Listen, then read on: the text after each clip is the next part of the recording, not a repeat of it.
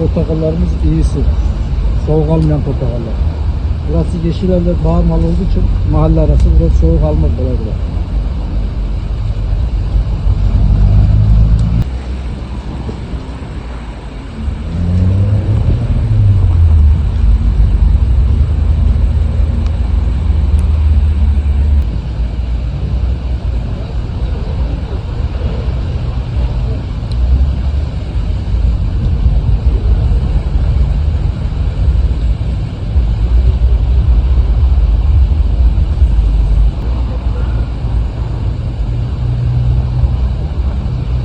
Şimdi çiftçilerin yapacağı bu sıralar lastik yakmaları lazım koruması için.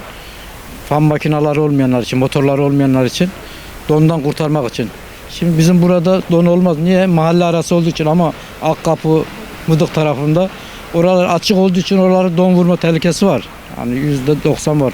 Ama şu arada burada yok yani şu arada. Tabii iyi narenciye yükselecek. Don vurmayanlar yükselecek. Don vuranlar pay etmez zaten. Onlar ucuz gider. Çiftçilerin hep zararına olacak. Çiftçilerin şöyle yani düşük olmaz da yani kötü mal, soğuk almış mal düşük olur. Ama iyi malı düşük vermez de yükselir fiyatı. İyisi. Soğuk almayanlar.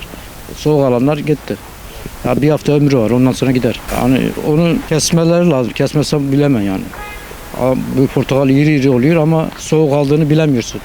Ama bir tanesini kessen üstünden, en üstünden kestiğin zaman kabuğunun en üstüne soğuk aldığı belli olur. Yani susuz olur. Altını kesersen bilemem. Üstünden kesersen bilirsin soğuk almış olduğunu. Biz şimdi lastik yakıyoruz çoğu zaman. Üzerine de ot atıyoruz. Duman olduğu zaman soğuğu önlüyor. Yani her yere birkaç yere böyle lastik koyuyoruz. Araba lastikleri var ya eski lastik. Üzerine de yeşil ot atıyoruz. O duman yapıyor. Duman dağıldı mı soğuğu önlüyor. Faydası oluyor yani. Ya çiftçiler için de destek olsa iyi olur. Yardımcı olsa iyi olur. Benim mesela kiraz bahçesi vardı Niğde'de. Hep soğuk aldı. Hiçbir talep etmedik. Bir şey yapmadık. Hep zarar yani. Hiçbir şey olmadı. Oralar hep geçen sene soğuk vurdu. Limon etkilenmez fazla da portakal etkilenir. Mandalina da etkilenir ikisi. En çok.